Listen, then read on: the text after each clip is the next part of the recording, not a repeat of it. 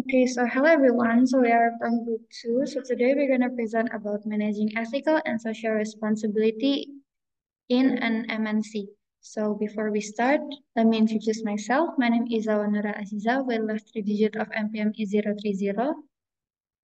And my friend is Arif Rahmansyah with last three digit of MPM is 123.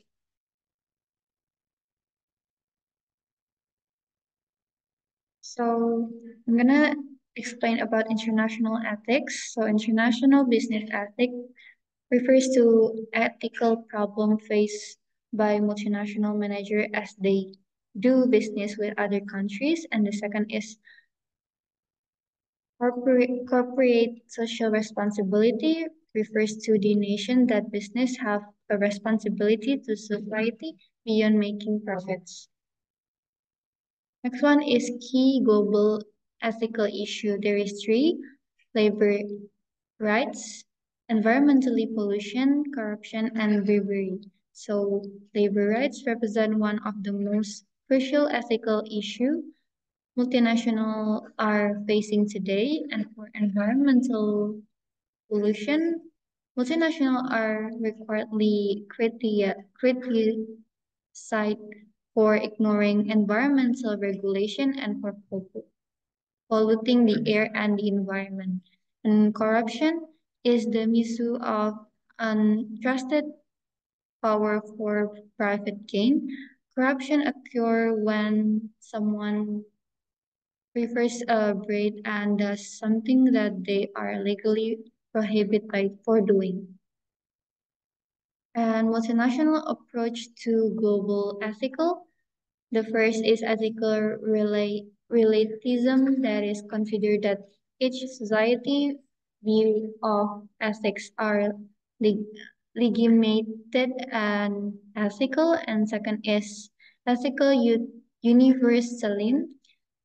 There are basic moral principles that transcend, transcend culture and national boundaries. And for convenient relativism is when company use ethical relativism that to behave any way that they please, use the excuse of differentiated in culture. And next one is pressure supporting ethical universalism.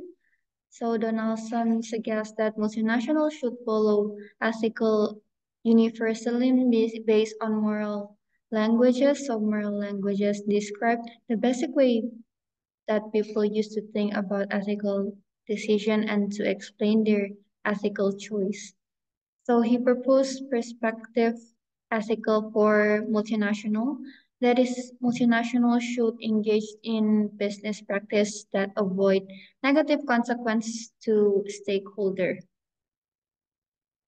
Next one is building the society responsible company. So stakeholder analysis is any group or entity that is affected by a multinational decision or action is known as the stakeholder. So there are two main types of stakeholder. There is primary stakeholder and secondary stakeholder.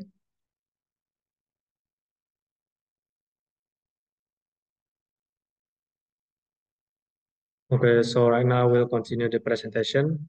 So it's about the codes of conduct, specify appropriate behaviors for employees while also defining the multinational's responsibilities and approaches in terms of its interactions with its stakeholders. And why are codes of conduct important? Code of conduct announced to all the stakeholders the ethical values of the multinational by specifying the appropriate employees' behavior. The multinational also hopes that it can inform its employees of situation whereby unethical behavior might occur. The next is successful implementation of codes of conduct. By training their employees, multinational can teach employees values and other qualities that matter to the multinational and their stakeholders.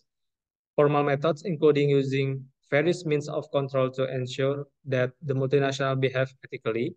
Informal methods is the organizational culture can play an important role in ensuring that employees behave consistently with the multinational expectation. Although formal and informal methods exist to implement codes of conduct, it is important to note that formal training remains the preferred method of informing employees of the correct and ethical behavior. And the next is ethics monitoring and enforcement. So, a successful ethics program is not possible without some form of monitoring and enforcement. In other words, a program can be effective unless the multinational has some way of measuring performance and progress. Furthermore, some form of enforcement is necessary. Employees need to be rewarded if they are conforming the multinational codes and punished if they are violating these codes. So other key of the successful socially responsible multinational, they are setting the example at the top, making ethics part of the multinational strategy, investing financial resources, involving all employees, communicating, and establish ethical culture. So here we're gonna talk about the corporate responsibility, sustainability, and governance committee of Nike Inc. So this is the video. Startups these days who are indeed starting with sustainability just built in from the beginning. We have a different challenge, which is we are retrofitting an old model. But at Nike, we're lucky because we like to disrupt ourselves. Now, we're a really fast-growing company, so we have a massive footprint. You know, we serve customers all over the world. We have a value chain that stretches around the world. If you narrow it down, the first thing we do is we obsess the data. So we obsess where is our footprint. So then we narrow it down further and we say, well, what are those key materials? Well, it's cotton and it's polyester and it's leather.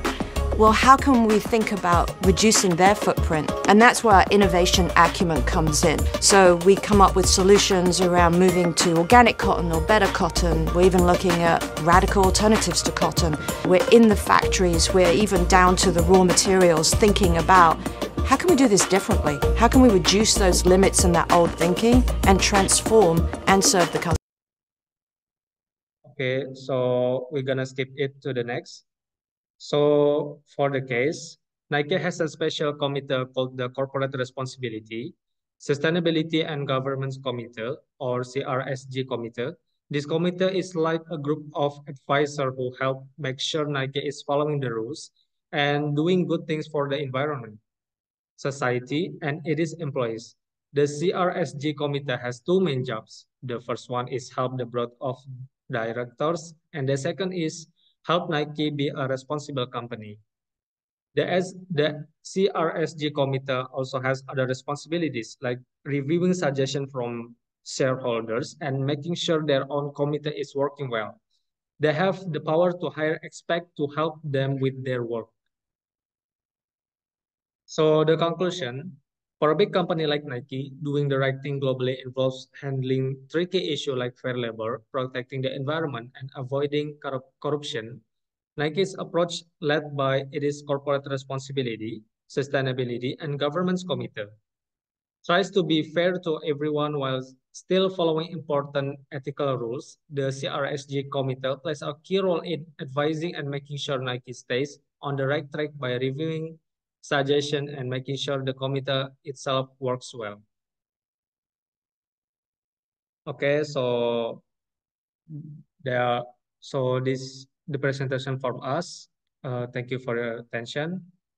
Wassalamualaikum warahmatullahi wabarakatuh.